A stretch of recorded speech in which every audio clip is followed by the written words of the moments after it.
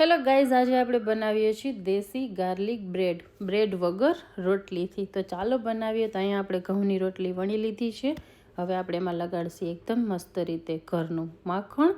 પછી આપણે લઈ લેશી બોઇલ કરેલી મકાઈ. ઉપરથી આપણે એડ કરશી મરચાંની કટકી, થોડીક એક કોથમીર, અને હવે આપણે એમાં એડ કરશી ઓરેગાનો, ચીલી ફ્લેક્સ, પછી આપણે થોડોક એક મેગી મસાલા અને સોસ.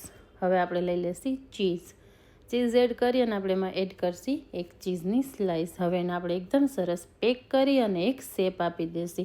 તો અહીંયા આપણી દેશી ગાર્લિક બ્રેડ થઈ ગઈ છે તૈયાર. ગાર્નિશ કરશી કોથમીરથી અને હવે આપણે એને ધીમા તાપ ઉપર શેકી લેશી. એકદમ મસ્ત એને બટરમાં શેકવાની છે. તો અહીંયા આપણી ગાર્લિક બ્રેડ એકદમ મસ્ત રેડી થઈ ગઈ છે અને અહીંયા આપણે કરશી એની પ્લેટ. તો બ્રેડ થઈ ગઈ હતી રેડી. ઉપરથી ગાર્નિશ કરશી ચીઝથી અને સાથે છે મેયોનીઝ અને સોસ.